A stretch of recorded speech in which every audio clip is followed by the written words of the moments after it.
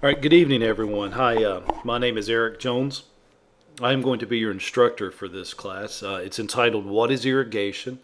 It is course number 9753 that is accredited through the North Carolina Irrigation Contractors Licensing Board for 1 hour of CEUs for the year. I am a North Carolina irrigation contractor myself. My license number is 995. I'm also a North Carolina registered landscape contractor, and I've been doing landscaping my whole life. We'll use this lecture as a good introduction for myself. I grew up in the family business. My parents own and still operate Elite Landscape Service and Nursery outside of Winston-Salem, North Carolina. And me and my brother grew up in the family business and worked after school and during the summers. At a fairly young age, and I'm thankful for that. I learned a lot from my parents, in between my military service and going to school, I still worked for them, and today I still work part-time for them. My full-time position is I am the department chair for construction technologies at Forsyth Tech Community College, and I'm also the program coordinator for the horticulture associate degree there at the college. I've been there almost 2.5 years. Was hired in 2010 while I was still on active duty with the U.S. Army. My military career started back in 1991 when I enlisted on December 19th of 91. It's funny how we remember these dates. But I started off in the Navy. I did 6 years with the Navy Reserve. I was a gunner's mate, worked a lot with small boats, and was around some very good people. I was around some of the Special Forces guys, and I loved being on the boat, loved being at the weapon stations that I did. My bachelor's degree is in landscape architecture. Upon finishing at Forsyth Tech, I'm an alumni of Forsyth Tech where I currently work. But I finished my associate degree there and transferred to North Carolina A&T for the landscape architecture program, and finished that program and went to work for my parents full time. Worked there 10 years. My wife laughs and still kids at me. I had a midlife crisis, I guess, when I was 36 and decided that I needed to go back into the military. So I didn't go back Navy. I actually wanted to do something a little different. Met some good Army medics while I was with the Navy and said, I want to try this. So joined the Army Reserves and as a combat medic, and love it, absolutely love it, and I wouldn't change it for the world. And so that's where I'm at. I was at medic school when I was hired by Forsyth Tech for a full-time position as an instructor, and came back from training and worked as an instructor for a year, got promoted to program coordinator, and just recently have been promoted to department chair of construction technologies. So I'm very privileged and very blessed to be at the college, and look forward to a long-lasting career there. But my heart is in the business. I absolutely love being in the field and installing irrigation systems, installing landscapes, and it's what I want to do. And I'm glad that I'm able to help my students find jobs actually within the industry, or help them get started with their own business. I primarily teach landscape design, irrigation class. I teach marketing and management for horticulture professionals, horticulture computer apps, plant materials. Another favorite one of my class. Love teaching people the plant materials and helping them get their certified plant professional certification. Teach pest management. Our students finish the class there and have a good success rate of passing the pesticide exam. And two of my other favorites is plant science and soil science. I actually enjoy teaching those classes. They can tend to be a little bit boring, but I bring life to my classroom. I bring life to all my lectures, as hopefully you guys will see here. Most of the lectures that I record are either at 4 o'clock in the morning when I get up, or at midnight when I'm still up, because I am married to the love of my life, Sonia Jones, and we have 3 beautiful, beautiful daughters, Sierra, Sydney, and Summer. Their ages 10, 7, and the youngest one is soon to be 6 in a couple of days. So I am very blessed. And on top of all that, I am a full-time graduate student at Clemson University, getting started with my Master's of Biological Science. And chose that route because my background is landscape architecture, and I wanted to have a little bit more of the biological sciences. I wanted to get more in depth of the plant materials and the plant science more, say, as to how those plants grow and how the plants evolved in their life cycle. So I'm really blessed, and I've got some really good instructors, professors there myself. And I'm bringing all that to my classroom and to my lectures here. But let's go ahead and let's get started with this PowerPoint presentation. And one thing about my lecture, guys, I hope that you guys realize that I present all my lectures through YouTube. At the college, I present them through TechTube, and also create links on YouTube, so you can actually see lectures that I do in my classroom. That's all on my YouTube page. It's youtube.com/JonesEricW, and you'll see that link, which takes you from my Moodle page that are teaching these CEUs for you guys.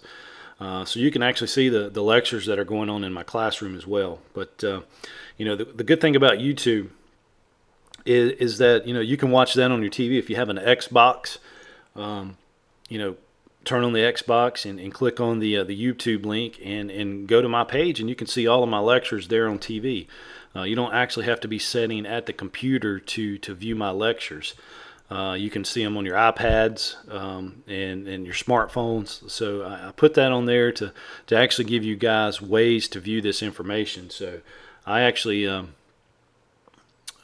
watch a lot of my lectures from Clemson through the TV. You can sit on the couch, grab a cold beer, maybe get put in a little dip and sit back and actually watch the lectures and take good notes. And I'm in a comfortable position. So that's what I try to do with my students. I present all my information in multiple ways that you guys can get it. So let's go ahead and we'll get started with the title, What is Irrigation? I think it's a fun class. It talks about the history of irrigation, and it's hard to believe, but irrigation's been around a long time, and there have been some creative things. So let's go ahead and get started with what is irrigation. All right, what is irrigation? Water accounts for how much of the weight of an actively growing plant. Does anybody know that? Probably not off the top of your head, but it's an interesting fact. It's pretty much. But let's compare the plant to the human body. In being a biological science graduate student, it's neat seeing how the human body is compared to plant materials. And especially with water and water consumption. The human body is roughly anywhere from 60 to 65% water. So more than half of our body is water. Our brain, our thinking machine is 70% water. I mean, that's a lot of water. You think about everything that goes on in the brain. It controls our entire body, and 70% of it is water. So there's only 30% left of the brain is doing all the functions that it needs to do. Our lungs are 90% water, and they're the main source of life. If bringing in the air, taking the oxygen and sending it down to the capillaries and pushing that oxygen through our body is 70% water. And the average human drinks around 2.4 liters of water per day. That's going to be through drinking our beverages, food that we eat. We're not necessarily going to drink a total of 2.4 liters, but from the fruits and the vegetables and our meals that we eat, we're getting that water that we need to sustain life. I know I probably drink close to 2.4 liters of coffee a day and Diet Mountain Dew, so I'm probably well exceeding my daily consumption of the average human. I constantly have a Diet Mountain Dew or a cup of coffee in my hand. I take after my father. He's a Diet Dr. Pepper man. So, but we both love our coffee. So it's amazing to see what the human body accounts for water. And let's take a look at what it is for the plants. So with plants, water is going to account for 60 to 90% of an actively growing plant. So 60 to 90% of that plant is the weight of it is going to be water. And you can take it, think about a herbaceous plant. You know, you can actually squeeze it, or think about that wet grass that we cut in the mornings. It's always just feels wet every time we cut the grass. And you know, in our company we bag 90% of our grass with Walker mowers. So you know, that grass is always just juicy, and you can actually, you know, even late in the afternoon, it's almost, you can squeeze that grass and, you know, get a little bit of water out of it. So especially with our herbaceous materials, we can, you know, almost see that 60 to 90% of water. And what do plants use water for? You know, basically, it's going to use it for everything that it does. They're going to use it for making food. They're going to use it to form the leaves that they have. They're going to use the water to grow fruits. And they're going to use the water, and probably one of the I think two of the major things that it's going to use water for is it's moving the nutrients from photosynthesis and everything from the roots to the leaves. It's absorbing the fertilizers that we put out into the roots. The roots taking it up. Water's moving those nutrients throughout the plant. And also it's going to carry energy from the leaves down back to the roots. So water is a continual process for plant materials. And this is all made possible through a process called transpiration. And, you know, transpiration, the simple definition for transpiration is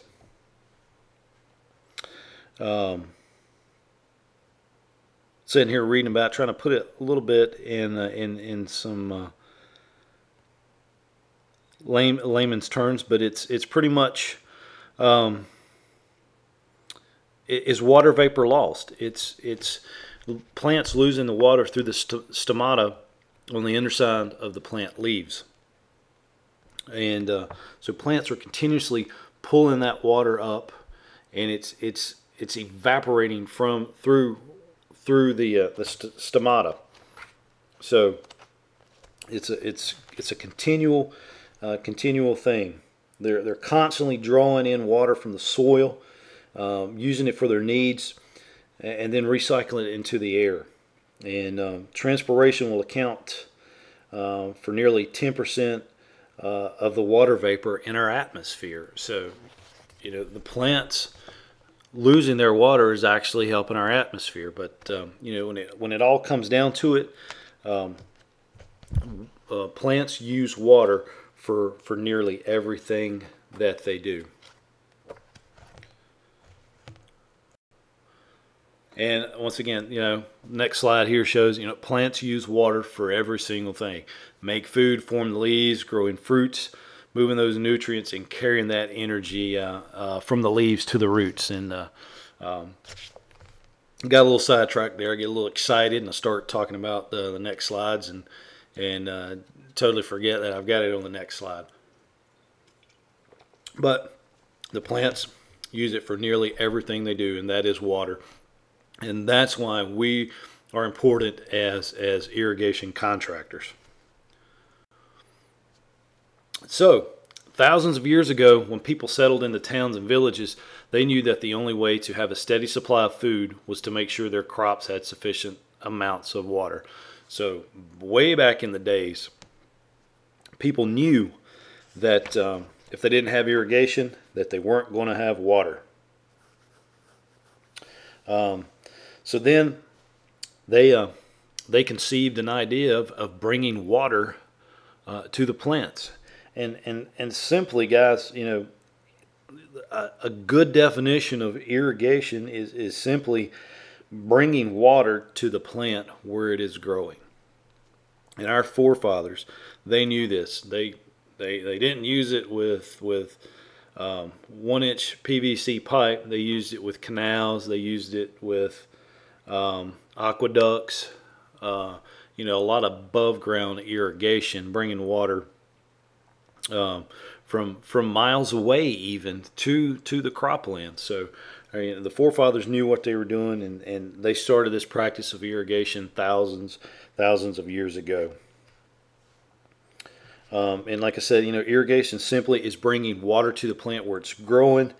It's you know, an irrigation compensates for any moisture not provided by the plant's environment. So if it's not raining and there's, you know, low water table, whatever, it's got to have that irrigation to get the needed water to perform just about everything that plant needs to do. But these villagers and townspeople could not control when it rained, so therefore the practice of irrigation was born. Our little ambulance there shows that the idea of irrigation is born. The baby of irrigation. It's our baby. It's our business, and absolutely love doing irrigation systems. And I hope, and you know, from my experience, you know, and I'm sure you guys have seen it. Irrigation. There's some irrigation contractors that don't know much about their plant material. They get into irrigation not really knowing plants' water needs. And you know, we've all seen it. And you know, we as irrigation contractors, we have got to concentrate knowing the correct amount of water for turf, the correct amount of water for annual beds, for shrub beds, and we're stewards of the land. We are to educate our clients, to educate the general public that us, by one being licensed, we are professionals. We know what we're doing.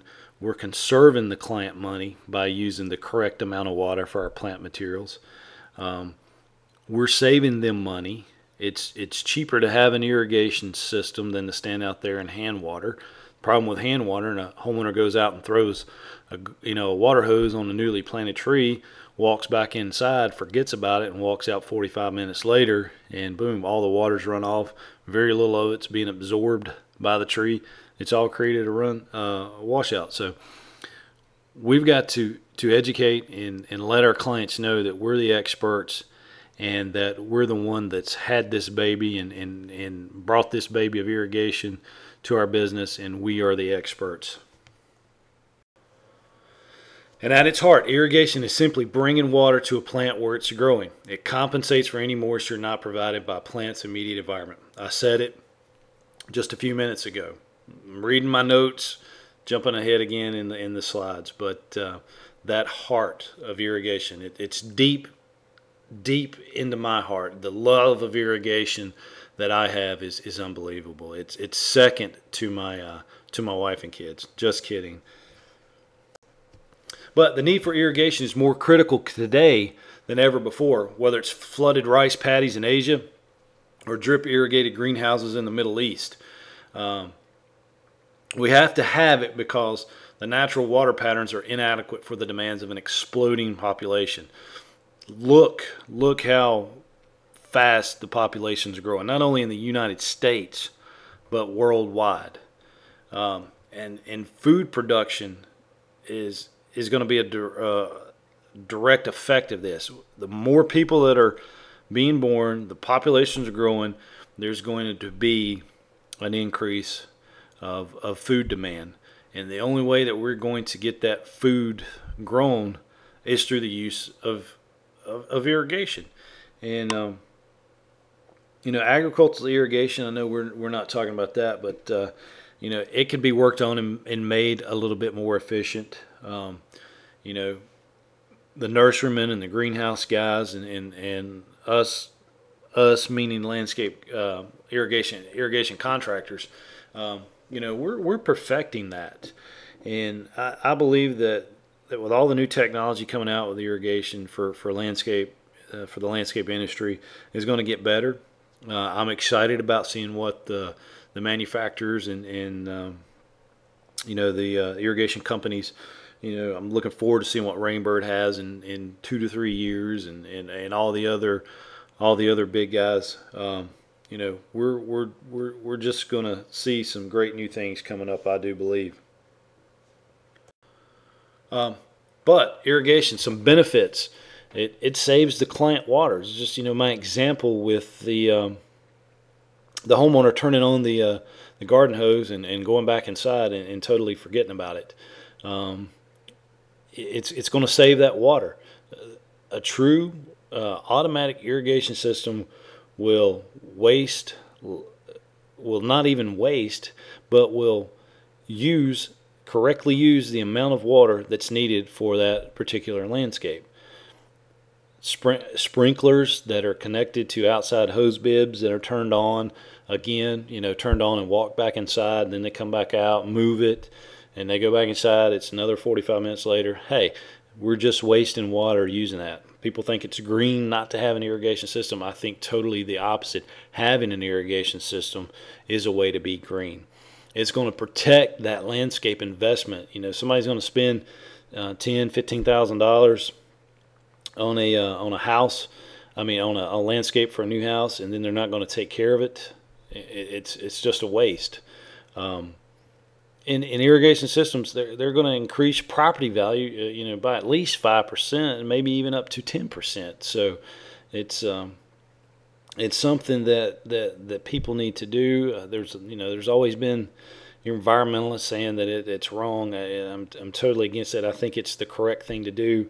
You hear of instances in California and out west where municipalities are paying people to take up their grass and not have turf because of wasting water. But we're looking at these cities that have problems with smog and all that carbon dioxide in the atmosphere, and they're paying people to take up turf. To me, that it just seems backwards. Seems like they'd be paying people to put down turf. Look how much carbon dioxide that the turf takes out of the air. It's I can't remember the numbers, and I need to research that a little more, and that'd actually be a good lecture topic. Even one of the instructors that I work with at the college is anti-turf. They want to dig it all up and do xeriscaping and all that, and that's that would put us out of business. I'm a big fan of turf, and I'm a big fan of irrigation. It's not because it's my bread and butter business, but I think we're doing the correct thing for the environment. Using the correct amount of water on a healthy turf, I believe, will take out way more carbon dioxide than probably the average family could possibly put in there. Healthy landscapes is what we need. But the natural hydraulic cycle is efficient and effective for moving water around the world, but there is some room for improvement. Seasons change year to year. Water patterns, water cycles change. We've experienced it. I'm almost 40 years old, and I remember years of droughts. Just look at what we had this past summer out Midwest with corn. But then there's been years that they've been flooded out. Well, this year they lost crops due to no rain. So, God designed this wonderful system of bringing us water and everything, but we could actually help move it along, and we're definitely going to have to help it move along if we're going to keep producing the food that we need to feed this growing population. And depending on a plant and where the plant lives, you may have to replace all of the water it consumes every day. So if a plant's in a dry, arid climate, it's going to use. We're going to have to replace all the water. It could actually lose every bit of the water through transpiration every day, and it's going to need replaced every day. So we probably don't see that around here except for hot, dry summers maybe. But we do have we're in a pretty good place where we're at here in North Carolina. So we do see adequate rainfall. But periods of dry years, guys, is what makes the phone ring. So I think we gotta look at that as a good thing. So if it rains every day and we have exactly what we need, we're gonna be put out of business. But with this replacing water, and depending on, like I said, where we're at, a mature tree may need 100 gallons a day, or it may need a replacement of 100 gallons a day, and that's a lot. And that's hand watering simply is not going to do that. But I could actually see a homeowner out there putting a water hose on it and really letting more than 100 gallons roll down the street. But like I said, this simply cannot be completed by hand watering. Either the tree would receive too little or too much water. And, we see plants wilt. People think, my plant's, it's sitting in mud and it wilts a little bit. So what do? They throw more water on it. That's just lack of education to the general public about proper watering techniques. And these poorly watered plants, they're going to lose leaves. They're going to abort those flower buds. They're not going to have any blooms. And then they're going to produce deformed or smaller fruit. And what does that mean? Poorly watered plants that are not producing, or that are producing deformed or smaller fruit, means that we're not going to be eating. That's what we eat, the fruits and the vegetables of our plant materials. So if we're not getting the proper water, they're not going to produce enough for all of us to eat. And automatic irrigation can supply the correct amount of water before the soil dries out. That's our goal, is to replace what the water loses, not letting the soil completely dry out. It doesn't need to get 100% bone dry. We're going to keep it moist, but we're going to give it the correct amount of water. And properly irrigated plants never lack water, and they're healthier and more productive. And I've always said, it's for one, properly watered plants, making them healthier, and especially with turf. A healthier turf is easier to take care of than a weedy, nasty looking lawn. The proper amount of irrigation, the proper amount of fertilizer, that healthier turf is going to be more easier to take care of. It's going to look better, and the client's going to be a whole lot happier. And that true healthier turf, I believe, it could help us relieve some of these smog problems in some of these states. That's just kind of a pet peeve of mine, that people are paying homeowners to remove their grass. It just doesn't make sense. But an irrigation system's #1 goal is to keep all parts of the lawn and garden evenly moist throughout the growing season. It is important that the soil does not become too wet or too dry. That's our #1 goal. Keep it evenly moist throughout the growing season. And who knows, in the wintertime, plants can lose a lot more moisture in the wintertime as they could in the summertime. So you got to pay attention to that. And these cold winters, the plants losing water that way too. So that's something you just got to keep. I know everybody turns the irrigation system on in the cold weather, but especially newly planted plants or whatever can lose a lot of moisture in the wintertime as well. But water uptake occurs within the root zone. which is the top 2 feet of the soil for trees and the top several inches for turf and most landscape plants. And irrigation systems will allow us to target these zones specifically. Now that says it all. Targeting the zones, which are our irrigation zones. We can control the correct amount of water, whether it be trees, whether it be vegetable gardens, whether it be turf, whether it be annual beds.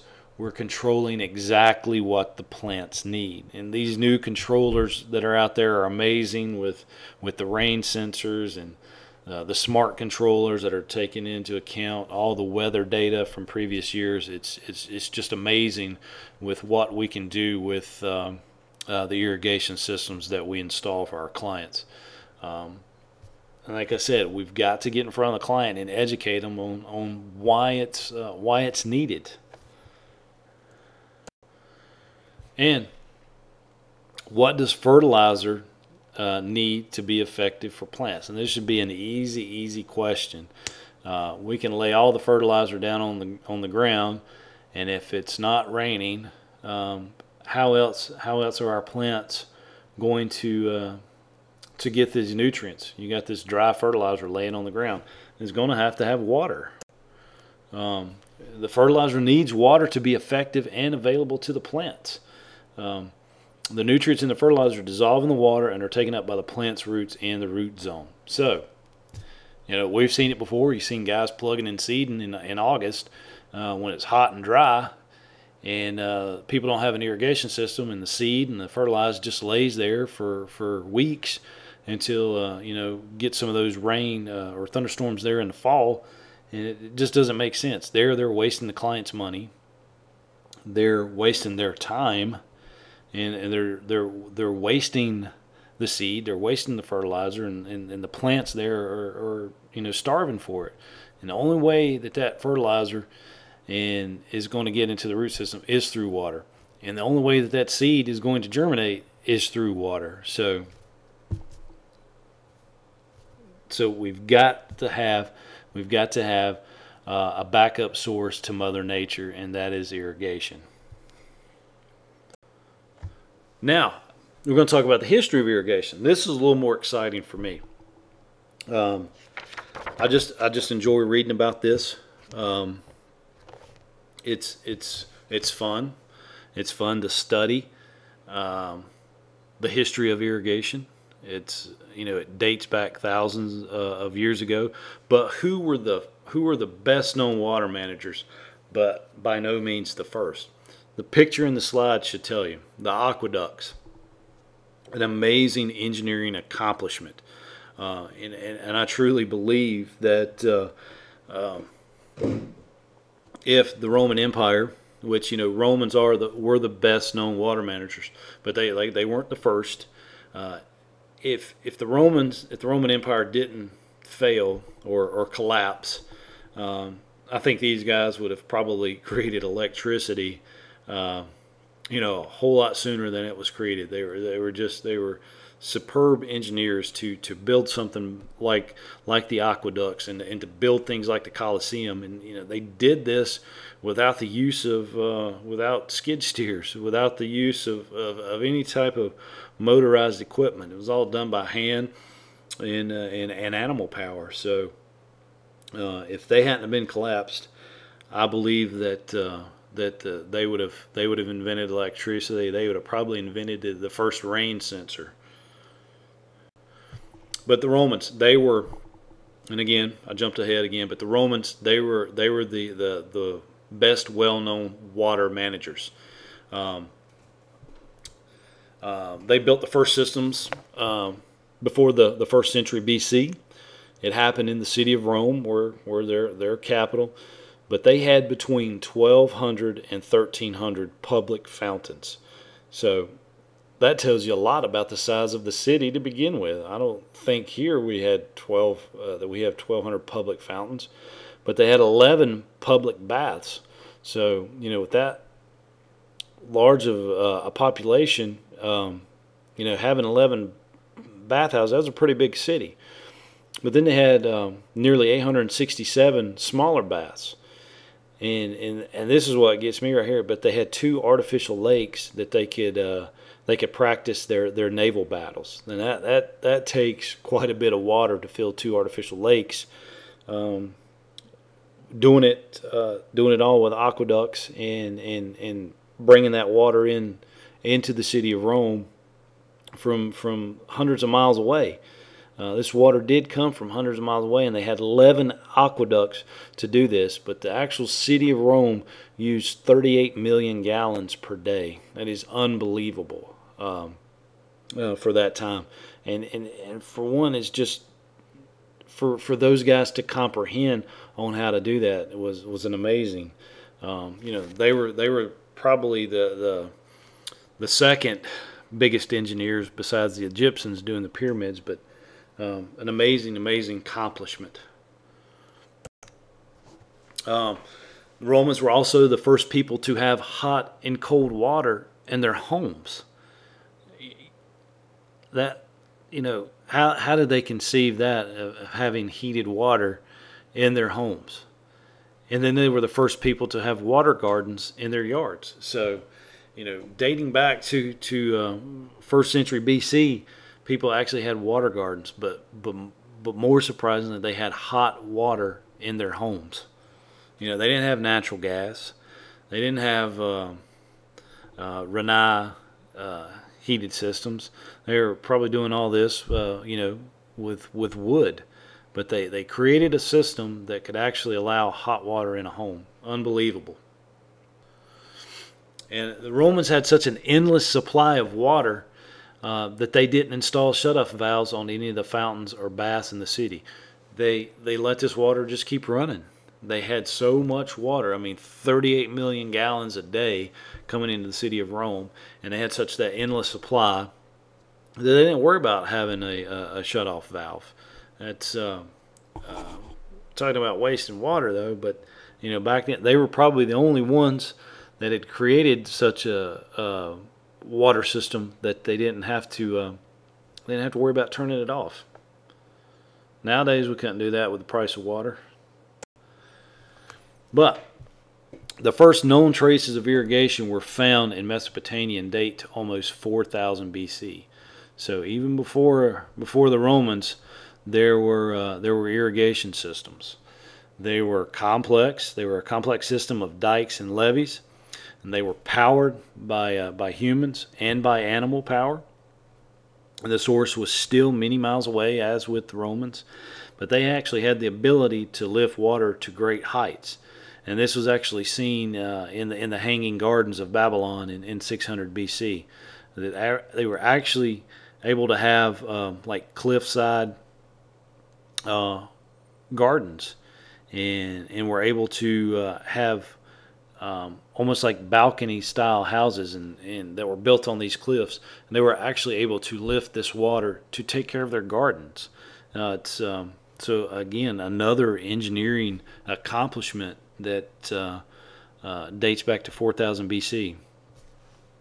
Unbelievable. And I'm almost thinking that probably not the Mesopotamians, but the Romans probably had an irrigation licensing board, and it would be pretty neat to see if they actually did. And it'd been nice to see who actually was teaching the CEUs for these guys, getting their 10 hours a week. But let's talk about the history of irrigation in the United States. It's primarily used for agricultural prior to World War II.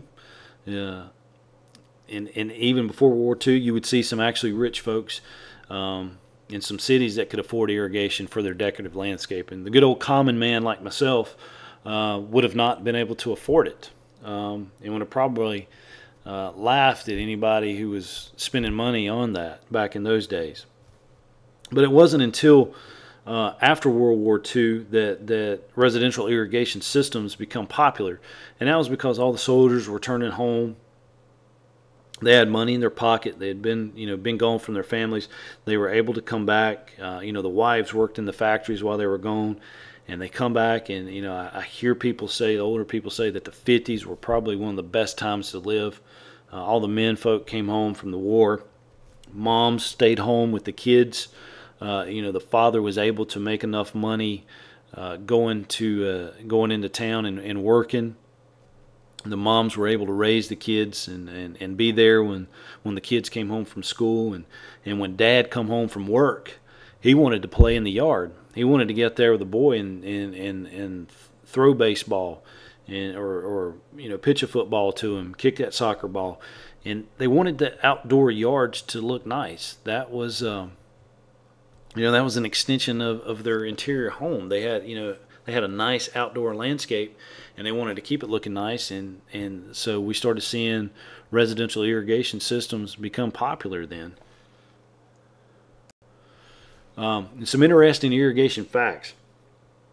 I'm using notes that come from a book entitled Sprinklers and Watering Systems. It was written by Scott's, the seed company, but it's the complete guide to planning and installing landscape irrigation. We use this book a lot in my horticulture 215, HOR 215 landscape irrigation class. We didn't actually have a book for that class. We did a lot of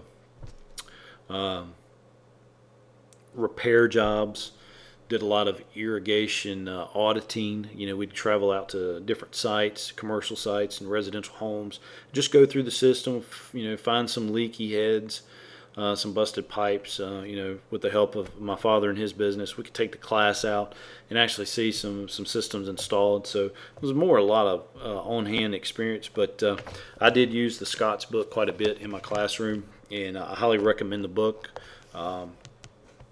It gives a lot of good information. But some good interesting facts about irrigation is that it takes 12,000 gallons of water to produce 1 pound of beef.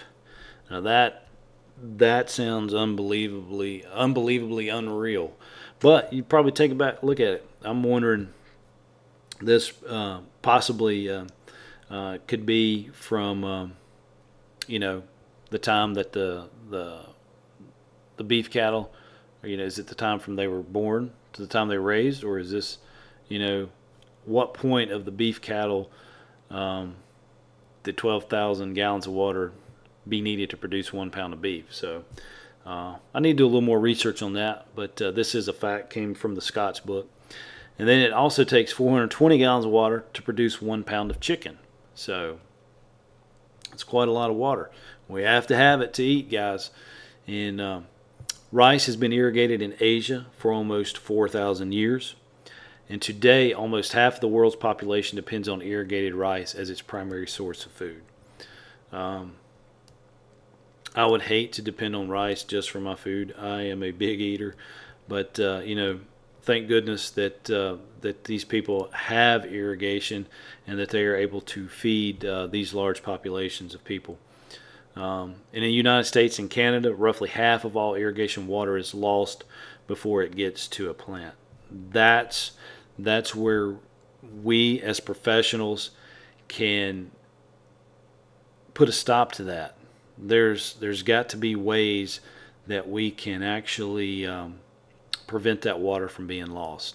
And I think in the future that we're going to see a lot more of technology come out to help us with that, and a lot more education for us and for our clients is to save that half of water loss, save that 50% that's being just washed down the drain before it gets to that plant.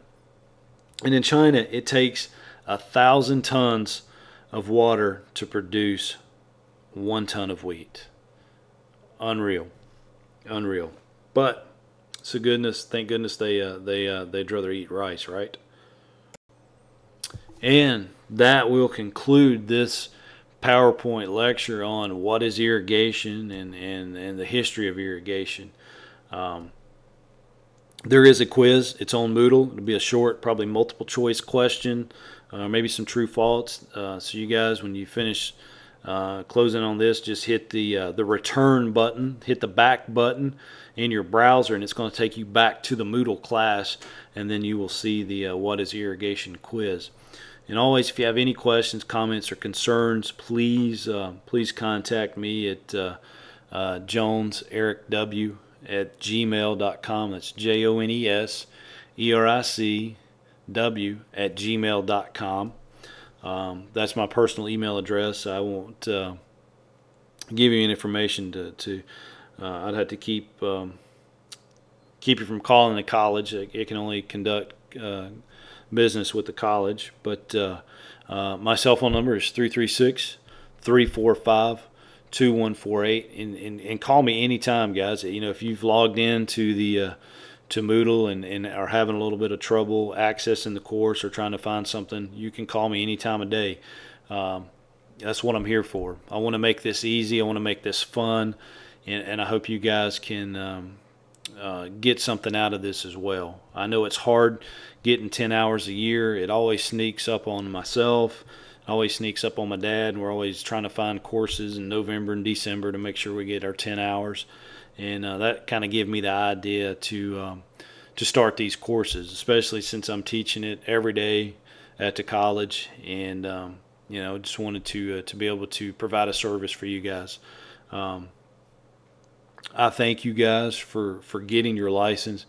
I think that has probably been one of the best things for the North Carolina green industry is getting the irrigation license, and I look forward to having the landscape licensing as well. It just makes us look professional.